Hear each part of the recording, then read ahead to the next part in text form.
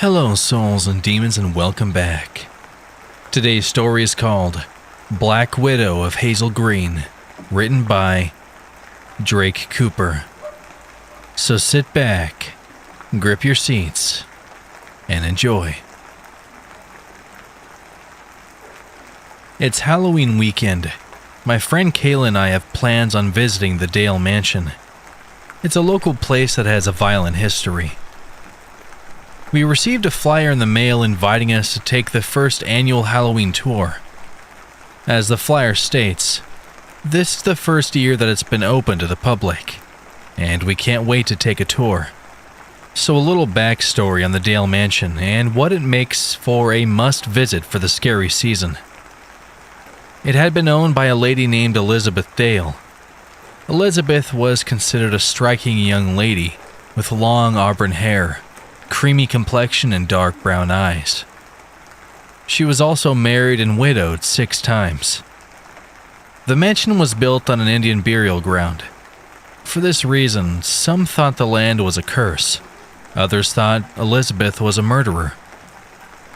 There is even a song by Shane Adkins that goes along with this local lore, with eerie lyrics and a country vibe that makes it perfect for an Appalachia folktale like the Black Widow of Hazel Green.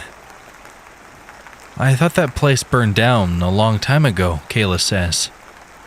Well, obviously not, since we're about to take a tour of it, I respond. Hurry up and get ready. I want to be the first in line. We were full of excitement as we hit the road. The windows are down to let in the cool fall air.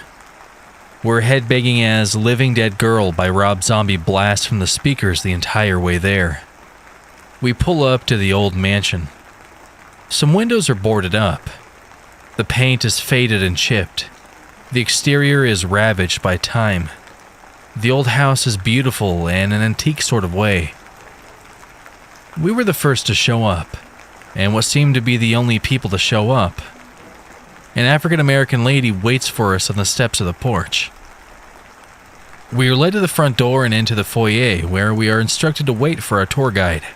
What about admission? I asked the nice lady that led us into the foyer.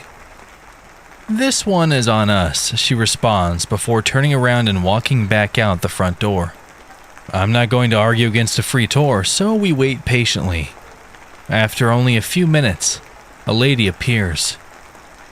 Her appearance fit the late 1800 time period Elizabeth lived in. A full-length light blue dress with dark blue accents. Multi-puff sleeves that hung off her shoulders. Her fiery red hair curled up into a ball. I'm your tour guide for today, and in some instances, I will be playing the part of Miss Elizabeth herself. As you will see, we offer much more than just a tour. You get a show. You will step back into the past and see what it was like in the late 1800s for Elizabeth and her family. With that introduction, she instructs us to follow her. She leads us to a kitchen. You could tell at one time this was a state-of-the-art cooking area, but with time it had aged horribly. The tour guide gestures to the kitchen with her bare hands. What used to be a high-tech, immaculate kitchen, where many meals were made that filled the stomachs of the inhabitants of this fine house, and where Elizabeth added the arsenic to those meals that made the men terribly ill, is now dingy and antique. How do you know they were poisoned? There was a rumor the house was built on an Indian burial ground. Do you think it was a curse? I ask. She just smiles and responds with a follow me and waves us into the next room. We step through the threshold to see a large wooden table. Very intricate detailed carvings in the molding that ran along the edge of the table. A lot of skill and hours went into making this. 4 men sat at the long wooden table, their bodies bloated and slumped over, their skin darkened. I assume they're supposed to represent 4 of the husbands that had passed away. They look so real, Kayla whispers, as she jabs me in the rib and gives a slight pointing gesture at the props sitting at the table. The guide starts once again. This is the dining room where the arsenic was consumed by those ungrateful bastards, day after day. She pointed out the men as she says this. She walked behind one and grabbed him by the hair of his head. He had slumped over so far his face was planted on the surface of the table. She yanked it back, peeling away the skin that had stayed behind on the table's surface. The sound of decaying skin ripping away from the muscle made me queasy even though I know it wasn't real. Their skin would darken, their hair would fall out. Breathing would become labored. She pauses for a moment. Her eyes rolled up and to the left, like she is trying to figure out what to say next. It would be like trying to suck air through a straw, and soon their liver and kidneys would fail. She lets go of the head and the body slumps back to its original place. His face hit the table with a wet thud. Oh, that was so gross. This is more awesome than I thought it was going to be, Kayla squealed in excitement. I'm glad you girls are enjoying yourselves, the guide said with a smile and began to walk down a hallway. We follow, hanging on to her every word intently. Elizabeth suspected her first husband of infidelity, so she killed him. After that, she just did it for the thrill of the kill, and the money didn't hurt. She would find a wealthy man, and not long after they wed, he would mysteriously become ill and die. What no one suspected was that Elizabeth poisoned them. The fools blamed it on the cursed land. She let out a chuckle at that last statement. The old dingy hallway had cobwebs hanging from the ceiling. We had to duck under a few, swatting them away with our hands. Nothing worse than a cobweb getting caught in your hair. Suddenly, I felt a sharp pain in my foot. I glanced down to see a piece of the wood floor that was splintered up, had wedged itself under my big toenail. Before you ask, October in Alabama has warm enough days where open-toed sandals are acceptable.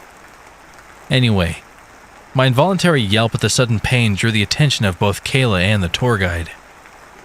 Is something wrong? The tour guide asks. I raise my foot to reveal the rather large splinter jutting out from underneath my big toenail, blood trickling down and dripping to the floor. Oh my God, just looking at that makes my toe hurt, Kayla said with a shudder. Let me take a look at it, the tour guide says, as she takes my foot in her hand to inspect it.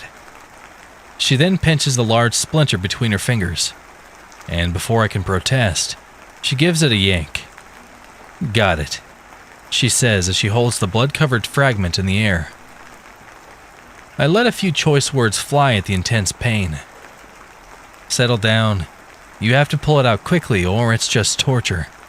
Now stop dragging your feet, and that wouldn't happen. I was slightly offended by the sudden rudeness combined with the pain. I look at Kayla and see she has a smirk on her face. Yeah, Abby, stop dragging your feet. I hit Kayla with a friendly jab to her shoulder, followed by a middle finger as the punch only caused her to laugh, even harder at my misfortune. Settle down now, girls. This is the last room I'm going to show you before we head outside, the guide said as she opens the door, and we step into a rather large room, just as dingy and dark as the rest of the house. A sickly-looking man is hanging over the side of the bed, dry heaving. He was propped up on his arms, and they gave out under the weight of his body, and he tumbles helplessly to the floor. He rolls to his side and begins to shake as he vomits up blood violently. I wasn't expecting this kind of show when I arrived. It's definitely a pleasant surprise. Nothing like blood and gore to celebrate Halloween. The guide turns to us and begins to tell us what we're looking at. This is the master bedroom, where so much passionate love was made, where Elizabeth's 2 children were conceived. She then turns to the man lying on the floor, his head in a pool of blood. He just threw up. It's where the ungrateful man died a slow, painful death. She then spits on the man on the floor. He points a shaky finger at her and says, "Get away from me, you evil bitch." He then begins dry heaving again. small droplets of blood falling from his lips. She lets out a laugh and guides us out of the door, shutting it behind her. "Let's let him die in peace," she says with another chuckle. As she guides us outside, I let her know how much we are enjoying ourselves. This is really much more than I expected. I thought we would get a tour of the house, learn a few fun facts, and that would be it. But the blood and gore is an amazing touch. The action between you and the guy in the room. You really seem to hate each other with a passion. "Maybe I should pursue an acting career," the guide says with a wink. Before long, we find ourselves standing in front of a separate building from the house. It's big compared to my standards, but compared to the mansion we had just left, it was a hut. "This is the slave quarters," the guide says as she reaches for the door and pulls it open. She then freezes as she steps across the threshold and lets out an audible gasp. We quickly see what has caused the tour guide's sudden shock. A man and a woman are tangled up in one of the slave bunks, embraced in each other's arms. A series of thrusts and grunts come to an abrupt stop as the tour guide lets out a scream. "How could you do this to me?" The man turns around in surprise. He quickly stands up, pulling up his pants simultaneously. "Elizabeth," is all he manages to say. Elizabeth begins to scream at the man again. "How could you do this to me? How can you just take our marriage and throw it down the drain like this? And with a slave, why?" "I'm so sorry, sweetie. There is something you should know." He pulls the other woman in close.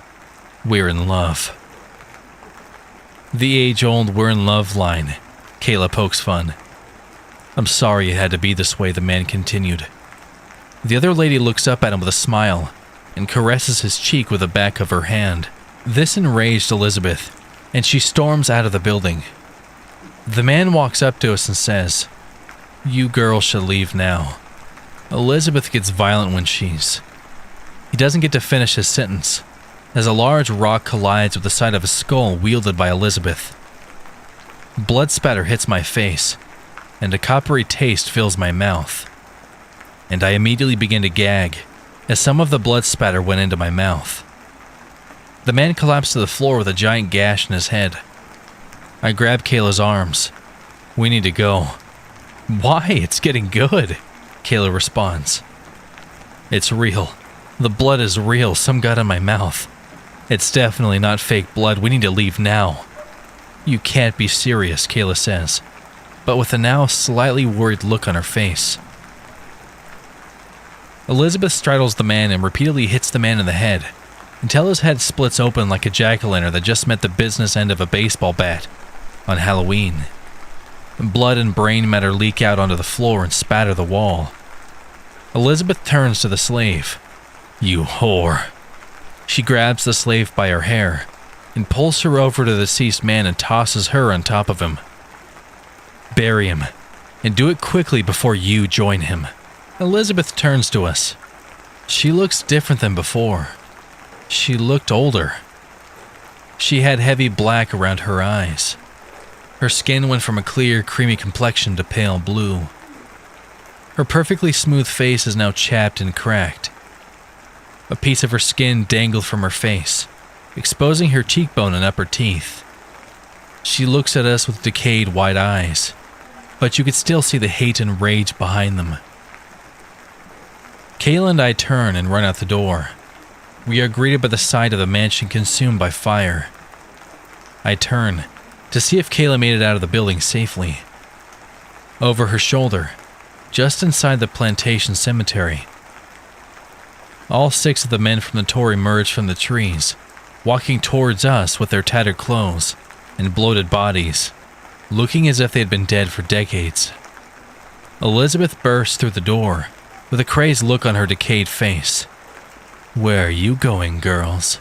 The real fun has just begun." She lets out a wicked laugh. The sudden scare of Elizabeth bursting through the door causes Kayla to jump, and when she sees Elizabeth coming from one direction, and the 6 ex-husbands of the Black Widow coming from the other. She backpedals and trips over her own 2 feet. This gives Elizabeth time to pounce on top of her. Kayla is screaming at the top of her lungs. She is trying to put up a fight, but Elizabeth has her hands pinned to the ground with her knees. Elizabeth plunges her black decayed teeth into Kayla's shoulder. Kayla lets out a scream of pain. Elizabeth brings her head up and spits a big chunk of Kayla's flesh from her lips. I know I have to do something, or else Kayla will die. I played soccer throughout middle and high school, and I put that training to use. With a running start, I put everything I could muster behind that kick. Hope Solo would be proud. My foot connects with the lower jaw, and the follow-through sent her tumbling. Elizabeth doesn't move for a moment before raising her head and making eye contact with me. You're going to regret that, you little bitch. But Elizabeth doesn't get to fill that promise, as her 6 late husbands descend upon her. They were picking her apart like a group of vultures, with fresh roadkill. The sound of flesh ripping and bones breaking can be heard over Elizabeth's screams as she is torn apart limb by limb. Elizabeth's head rolls out of the pile and stops short of me. I reach over and kick it to make sure she's dead. Elizabeth's severed head snaps her teeth at my foot before letting out another wicked laugh. It would be her last laugh, as I took the heel of my boot and repeatedly smashed her head with it, until nothing but a pile of broken bones, blood, and teeth was left. I look up to see the 6 husbands staring at me. They say nothing, just smile with a look of satisfaction. I'm not sure if they would have attacked us, but I wasn't going to give them a chance. We ran around the burning mansion to the front yard where the cars were parked. I pulled the keys from my pocket and repeatedly hit the unlock doors button, so they unlocked when we got there. We open the doors and jump in. As we look through the front windshield, the mansion is no longer there, just the burnt remains of a house that stood long ago.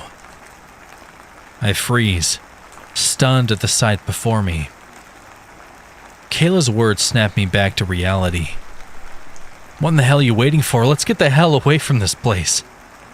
I speed down the dirt road, and the tires screech as I never let up when I turn onto the paved road. I speed away, and we never look back in fear of seeing a ghostly Black Widow chasing us down the street, or God forbid what, sitting in the back seat. That crossed my mind a few times, but I could never gather the courage to turn around. We relax a little as I pull into my driveway and park. My hands were still shaking from fear. No one will ever believe us, Kayla says. She pulls her shirt sleeve down to show a nice chunk of skin missing. Am I going to turn into a zombie now? Pretty sure Elizabeth was a ghost, not a zombie. I don't think that's how it works, I say, as we both let out a chuckle. We sit in silence for a minute before I turn to Kayla. Let's just promise each other we will never go back to that place.